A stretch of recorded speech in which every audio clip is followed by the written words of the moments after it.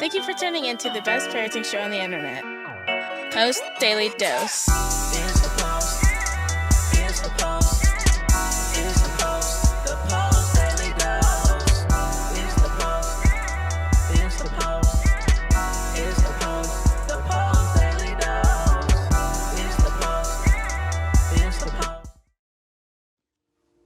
Hey there, Post+Institute. This is Kristi, Saul, the co-founder, coming at you live with the best little parenting show on the internet. I hope everybody's doing well this evening. This is going to be a pretty quick message compared to many because I don't want to be late. I have a very important date. My church is having an in-person prayer time, and historically speaking, when I've had the opportunity to participate, it has definitely been transformative. And so I am looking forward to diving into some spiritual wellness with other people this evening. And if y'all don't mind, I'll be bringing you guys along with me. One of the things that I love about my church is they're very passionate and compassionate about the mission of the Post+Institute specifically. We're a small little group, and so they all know what we're up to over here. And, they're learning more and more every day about the impact of trauma. My pastor's been talking about the value of therapy or therapeutic relationships coupled with spiritual growth, and I think it's a really beautiful thing. So let me plug the books real quick. From Fear to Love, that you can get on promotion, the most cost-effective, because nobody likes the word cheap, right? The most cost-effective place to get this book is at fear2lovebook.com. It's a special promotional website that we have just for this book. Hello, Sephora.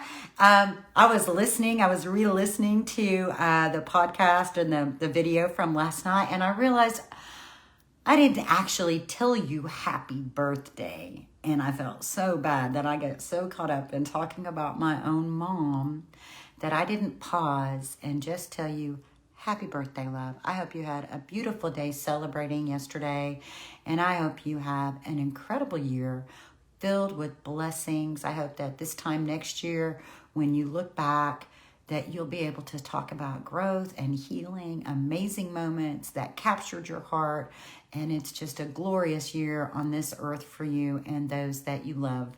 So happy birthday plus one day. We get to keep the party starting when we keep the party going when we make those kinds of errors. So we'll just keep the party going. This other book from Brian, The Great Behavior Breakdown. You can pick this up at postinstitute.com and also on Amazon. And thank you, Sephora. I'm glad it was amazing. That's fabulous. Also, Brian's workbook that we've just recently got put together. We have this in the print version on Amazon, and on our website, we have the ebook version. We will soon have a print version on our website as well that you guys will be able to get. We'll put some bundles together so everybody can get that in their hot little hands. It is really an incredible workbook, and I've already had people telling me that they're buying this book and they're getting together in small groups and going through it. Yes! And that makes me so happy. I digress. Maybe we won't be short tonight. We'll see. So, I guess it's been about a year and a half, maybe 2 years ago, I started doing book studies using this book. And it actually, the whole idea came from a Post parent who has known us since her baby was little, and now her baby's graduating high school this year.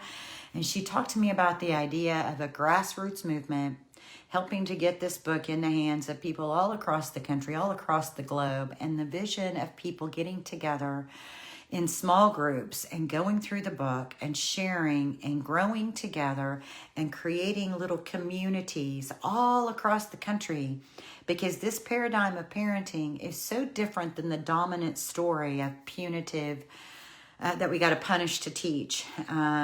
It's so different than that God, it's just such a beautiful vision, isn't it? And so I started, I was like, well, then, let me kick it off by just seeing what this might look like. And so I've been doing book studies, and now we have another person, Kelly Belt, who is doing them for the Post+Institute. I know other people in little communities, and I see people buying, 10 little books here and 6 books here. I have a lady in Michigan who's buying them by the case and handing them out to people. And so she calls me, and I've created a special link for her so she can get a really good discount.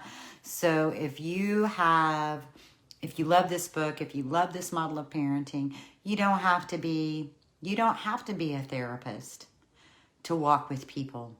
So I strongly encourage you guys that if you feel led, if you so feel led to get a little group together of friends and like-minded people, or people that want to share their heart and pour in together and grow together, do it, because it's a beautiful thing. So I absolutely love that people are already putting the workbook to use. They're getting vulnerable and transparent, and from that place, they'll be able to grow together. It's a beautiful way to create healing, and I'm just really excited about that. So the topic I picked tonight was to tell a story about when I've used a punitive style of parenting. And so it's kind of funny. So we've been talking about the position of our heart.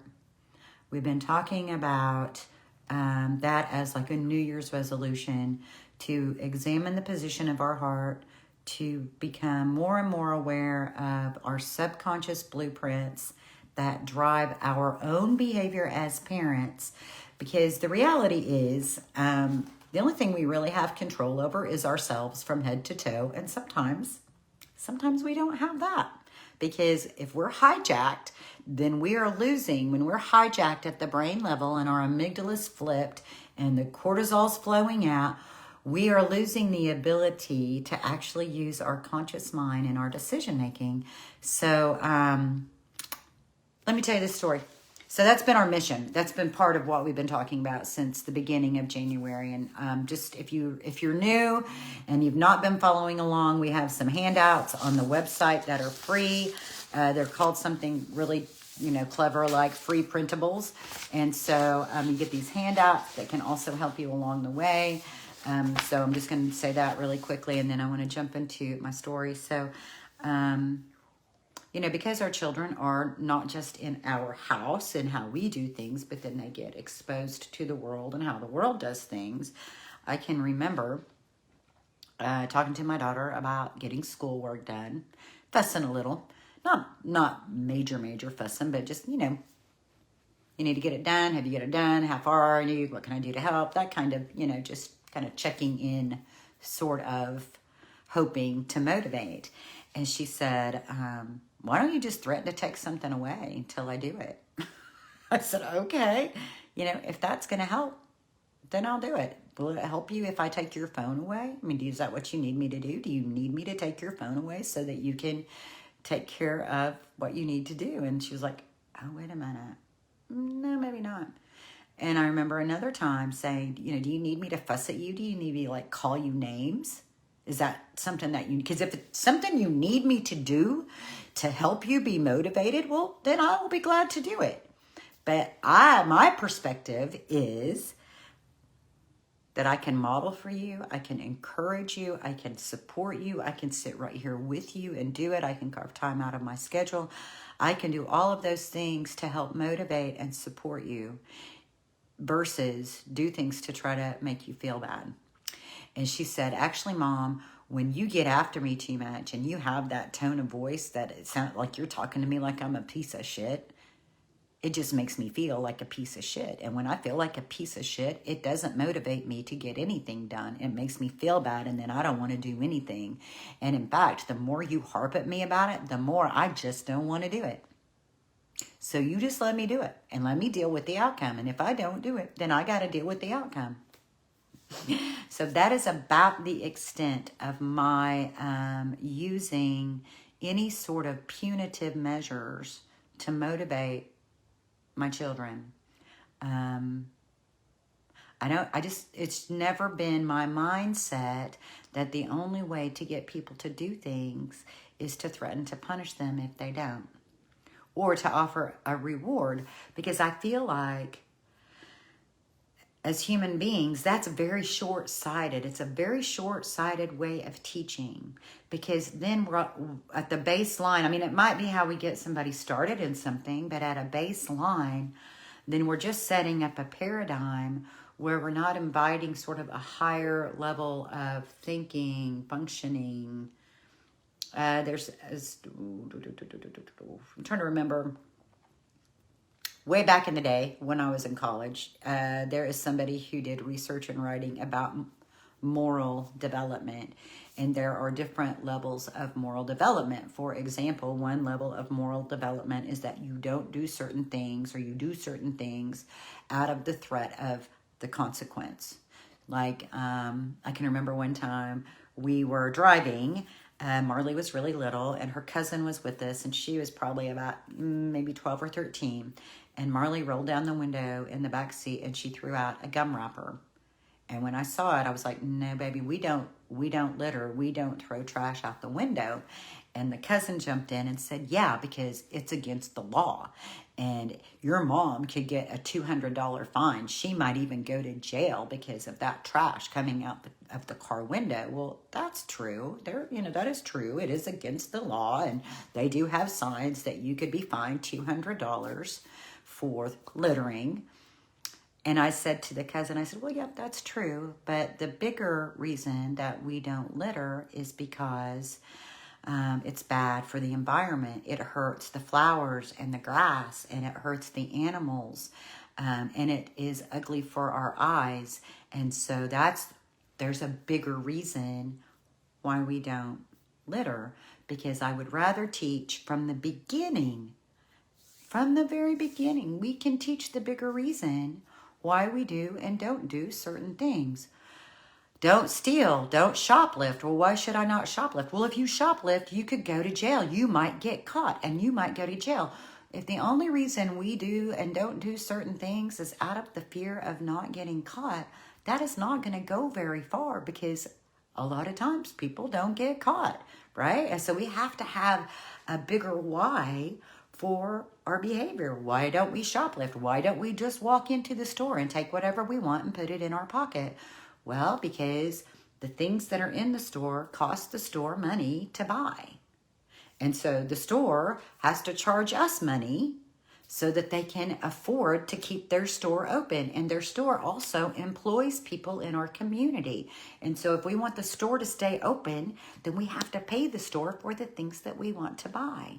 The other thing that happens is that if enough people come in and keep stealing, then the price of the things ends up going up, because they have to cover the cost of not just what people buy, but then the things that people steal.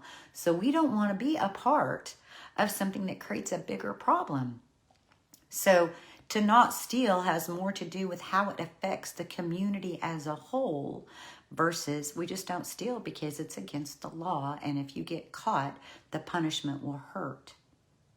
So expanding our hearts. Oh, thank you. Patricia says Kohlberg stages of moral development. Yes, that is it. She had to look up his name. I couldn't remember it off the top of my head either. Oh, thank you for making me feel better, and thank you for running over to Google, because that one was completely out of my mind. I think sometimes we, there's a place in there, age-appropriate teaching, but we can teach really complex, very complex ideas, but we just have to use language that our children can understand. And so my daughter, she very much understood that, if everybody put trash out the window, then the world would be really dirty, and it wouldn't be we wouldn't enjoy driving and having pretty scenery. We wouldn't be able to enjoy the beach. It hurts the animals. It can make animals sick when they have too much trash around, and it hurts the vegetation. It hurts the flowers. She understood that perfectly. She understood it perfectly. Helping our children have motivation outside of just the idea of a consequence. So, the position of our heart. My little story about, I've never really, I'm trying to think if there's ever really been a time that I, used punishment, consequences, or rewards. And honestly, I really can't think of a time that I did. That doesn't mean that there weren't intrinsic rewards or intrinsic consequences, because those can happen very naturally. I do not have to put them in place. There are enough of those.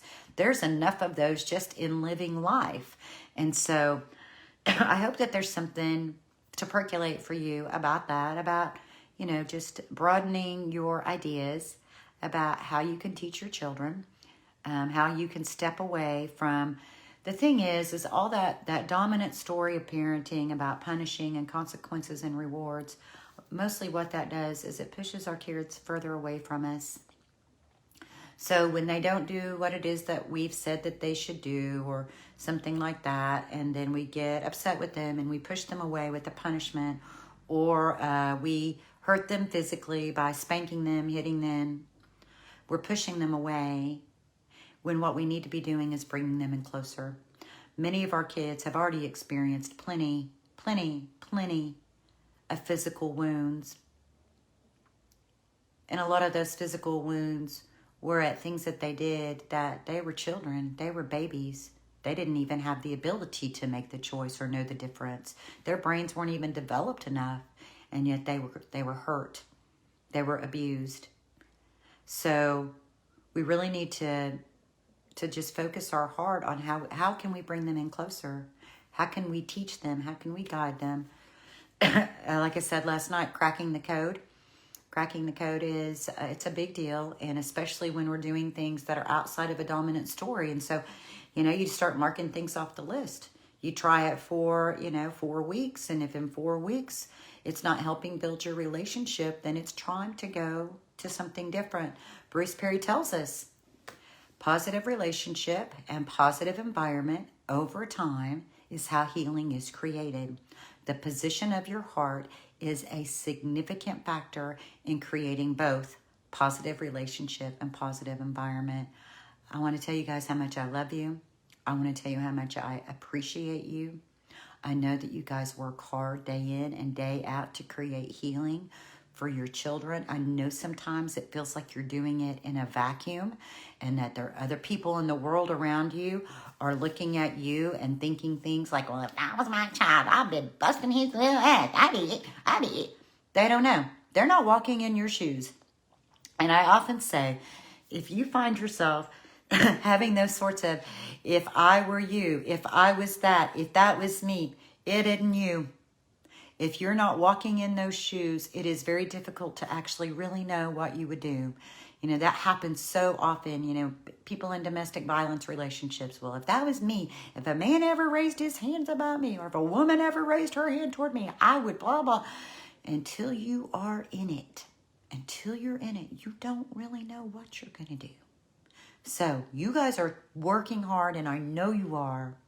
I know you are. If you're tuning into this podcast, to this video on a regular basis, I know that you're seeking understanding. I know you're seeking refreshment. I know you're seeking to be built up and encouraged. This is not easy work. You are coming into contact with darkness.